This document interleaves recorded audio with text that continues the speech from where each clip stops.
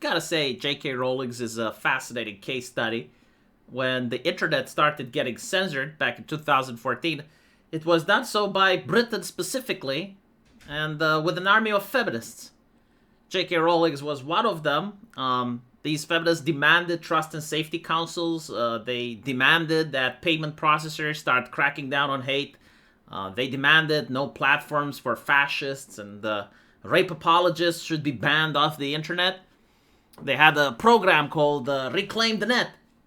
And as I mentioned before, like J.K. Rowling was incredibly progressive. On every single issue, she was on board.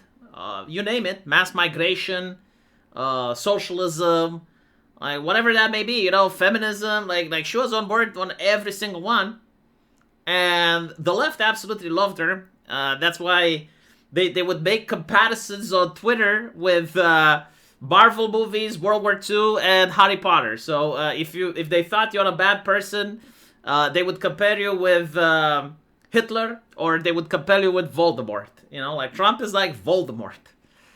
And this comparison continued up until J.K. Rowling wasn't on board with the trans movement. So again, she was, and probably still is, on board with everything else that has to do with progressive ideology. In fact, a couple of weeks ago, she championed no borders and immigration policies in the UK.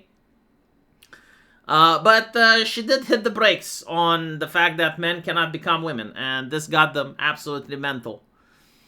And one of the things that happened is that some of the nobodies that would never have made it in life if it wasn't for her decided to bite the hand that feed them. And in my opinion, this was so revealing of progressive ideology. My God, like this was one of those silver bullets that a lot of people that engage in critical thinking realize that leftism is toxic. Because here you have, a person that manages to make you not just a millionaire, but famous around the world and respected, and it opens up so many career opportunities. And the reaction of these progressives is to bite that person, to attack that person.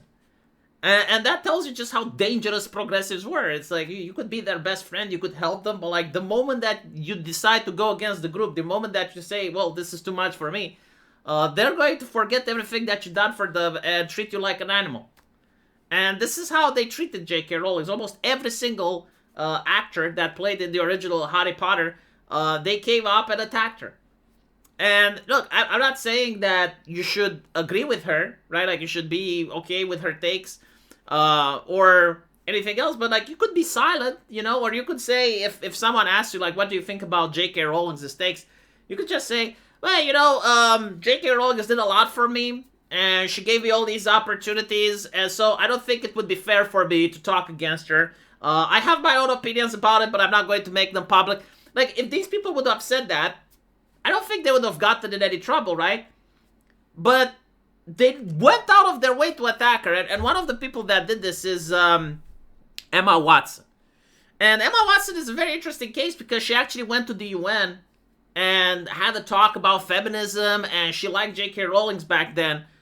But when the transgender movement comes along, and even when there's like evidence that women in sports may not be such a good idea, and you have like women that are detransitioning and a lot of stories like that, or women that were in locker rooms and they had to look at penises, Emma Watson takes that side and then attacks J.K. Rowling for not taking the side as well.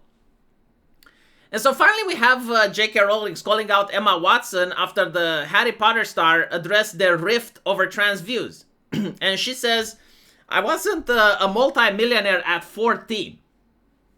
I lived in poverty while writing the book that made Emma famous. I therefore understand from my own life experience what the trashing of women's rights in which Emma has so enthusiastically participated means to women and girls without her privileges.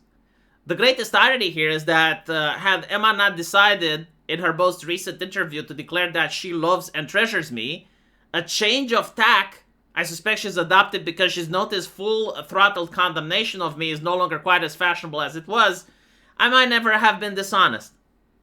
So, this is like a huge PTFO because a lot of people on the left, they hate the rich. And they consider that having privilege makes you a bad person. They basically say poor places produce good people, rich places produce bad people. And so if you're privileged, you're a bad person by default. And J.K. Rowling is basically saying, look, Emma Watson was a millionaire at the age of 14. I mean, she went on and cried about oppression and cried about how difficult life was, but she was a millionaire at 14. And that's a huge red flag. Hey, if you're a millionaire, you get to shut the fuck up. Like, seriously. You know, over trivial shit. Like, yes, millionaires have problems, but mean words on the internet is something that money can fix. You know, like, you can literally hire an army of psychologists. You can hire a moderator that goes through your timeline. You can literally buy friends if you're a millionaire, right?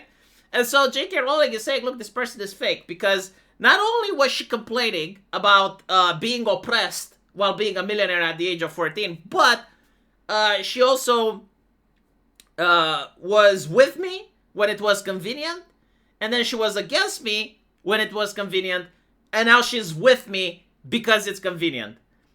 What she's basically saying is that Emma Watson as a person just doesn't exist. Like, she has no personality of her own. Whatever culture is within that year, that's what Emma Watson will say and do. So if it's popular to be a feminist, she's going to be a feminist. If it's popular to be against the TERFs and all of a sudden abandon feminism and join a new ideology, she'll do that. And if that is no longer trending and no longer popular, she's going to change her mind again. And I find this criticism to be absolutely spot on. Just like, because from what I've seen, you know, what Emma posts, and obviously, like, most of the stuff that she posts is controlled and ran by PR agencies. But like, from her facial expression, from her body language, from all of these things, you know, she comes off as this arrogant individual that is like a know-it-all and is above it, and she's the one that judges. And seeing her being judged by a person that has, like, actual spot-on criticisms, to me, it feels cathartic. And it's also funnier when you look at the fact that Emma Watson just can't act. Like, she was given so many other opportunities. She starred in Beauty and the Beast, and there were a couple of other movies in which she starred in. All of them ended up being meh. Like, she generally can't act. Like, the only thing that she can do is play Hermione. In other words, she can make surprised face. She can make outraged face. You know, resting bitch face. And that's pretty much like the wide array of emotions that she can go through. She's not a good actress. And again, like, to bite the hand that feeds you, the person that made you a billionaire at the age of 14 is astonishing. And now to change your opinion all of a sudden because it's no longer trendy, and you're like, oh, well, actually, no, I like this person. That's fascinating. Still, I'm glad that Emma exists because she actually shows how progressive people are. It literally, you know, goes to show that these are individuals that will say and do anything as long as they come off as being popular. Let me know what you guys think, though, and as usual, I will see you in the comment section. Take care.